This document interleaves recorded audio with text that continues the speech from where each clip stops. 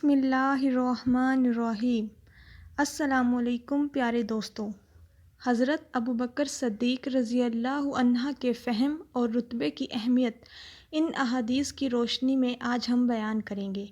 سن 9 ہجری میں باقاعدہ اسلامی عبادت کے طور پر جب فرضیت حج کا حکم نازل ہوا تو رسول اللہ صلی اللہ علیہ وسلم نے حضرت ابوبکر صدیق رضی اللہ عنہ کو اپنے نائب کی حیثیت سے امیر الحجاج مقرر فرمایا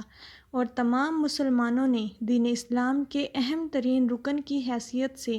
تاریخ میں پہلی بار فریضہ حج حضرت ابوبکر صدیق رضی اللہ عنہ کی امارت میں ادا کیا۔ رسول اللہ صلی اللہ علیہ وسلم اس جہان فانی سے رحلت سے قبل آخری ایام میں جب 7 ربیع الاول بروز بدھ مسجد میں آخری بار اپنے منبر پر جلوہ افروز ہوئے تھے اور متعدد نصیحتیں اور وصیتیں فرمائی تھیں، تب اسی موقع پر آپ صلی اللہ علیہ وسلم نے وہاں موجود افراد کو مخاطب کرتے ہوئے یہ ارشاد فرمایا: اللہ کا ایک بندہ ہے جسے اللہ نے اس بات کا اختیار دیا ہے کہ اگر وہ چاہے تو اللہ اسے دنیاوی زندگی کی خوب رونقیں عطا فرمائے، اور اگر وہ چاہے تو اب اللہ کے پاس موجود نعمتوں میں چلا آئے۔ لہٰذا اس بندے نے اللہ کی پاس موجود نعمتوں کو پسند کر لیا ہے۔ اس حدیث کے راوی حضرت ابو سعید خدری رضی اللہ عنہ فرماتے ہیں کہ یہ بات سن کر حضرت ابوبکر صدیق رضی اللہ عنہ رونے لگے اور بے ساختہ ہو کر یہ فرمایا: اے اللہ کے رسول، آپ پر ہمارے ماں باپ قربان۔ ابوبکر رضی اللہ عنہ کی اس کیفیت پر ہمیں تعجب ہونے لگا۔ یہ منظر دیکھ کر کچھ لوگ یوں کہنے لگے کہ ابوبکر کو دیکھو، رسول اللہ صلی اللہ علیہ وسلم ہمیں یہ بات بتا رہے ہیں کہ اللہ کا ایک بندہ ہے جسے اللہ نے اس بات کا اختیار دیا ہے کہ اگر وہ چاہے تو اللہ اسے دنیاوی زندگی کی خوب رونقیں عطا فرمائے، اور اگر وہ چاہے تو اب اللہ کے پاس موجود نعمتوں میں چلا آئے، اور اس بندے نے اللہ کے پاس موجود نعمتوں کو پسند کر لیا ہے۔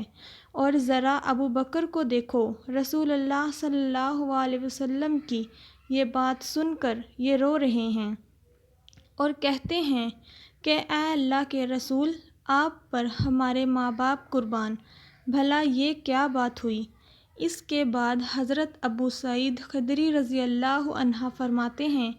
کہ اللہ کی طرف سے اپنے جس بندے کو یہ اختیار دیا گیا تھا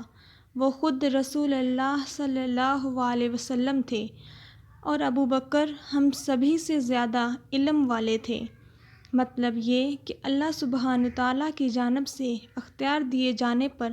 جواب میں رسول اللہ صلی اللہ علیہ وسلم نے اس فانی دنیا میں اب مزید زندگی بسر کرنے کی بجائے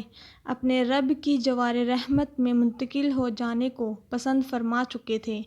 ہم اس بات کو نہیں سمجھ سکے، البتہ ابوبکر رضی اللہ عنہ ہم میں سے سب سے زیادہ علم و دانش سے مالا مال تھے۔ رسول اللہ صلی اللہ علیہ وسلم کی گفتگو کو نیز اس میں پوشیدہ اسرار رموز کو ہم سب سے زیادہ وہی سمجھنے والے تھے،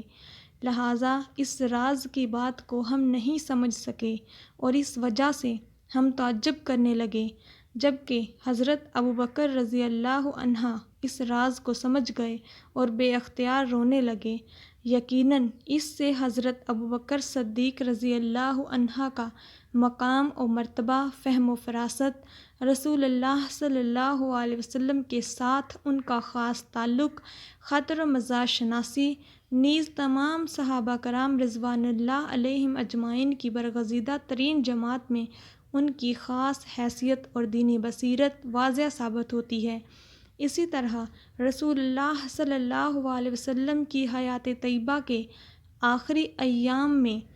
بتاریخ 9 ربیع الاول بروز جمعرات، جب شدت مرض کی وجہ سے نکاہت بہت بڑھ چکی تھی اور آپ صلی اللہ علیہ وسلم کو اطلاع دی گئی تھی کہ عشاء کی نماز کے لیے سبھی لوگ مسجد میں منتظر ہیں، تب آپ صلی اللہ علیہ وسلم نے ارشاد فرمایا تھا کہ ابو بکر سے کہو کہ وہ لوگوں کو نماز پڑھائیں۔ ام المومنین حضرت عائشہ صدیقہ رضی اللہ عنہا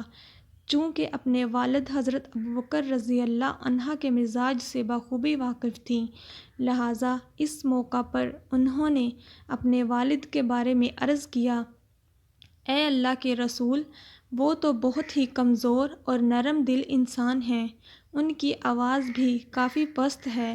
مزید یہ کہ وہ جب بھی قرآن پڑھتے ہیں تو بہت زیادہ رونے لگتے ہیں۔ تب آپ صلی اللہ علیہ وسلم نے اپنا وہی حکم دہرایا اور حضرت عائشہ رضی اللہ عنہا نے بھی اپنی وہی گزارش دہرائی۔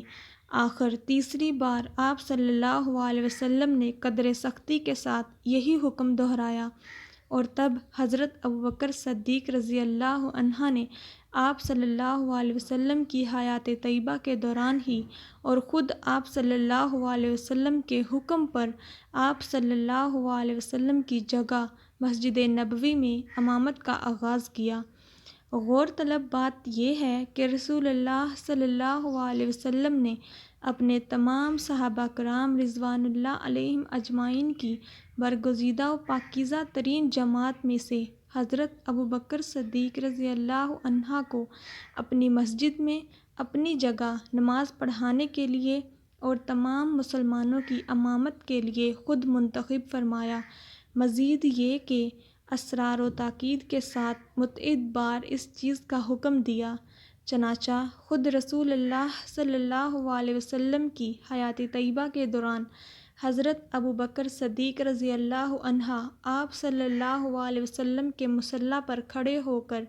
امامت کے فرائض انجام دیتے رہے، جبکہ آسمانوں سے نزول وحی کا نیز جبریل امین علیہ السلام کی آمد و رفت کا سلسلہ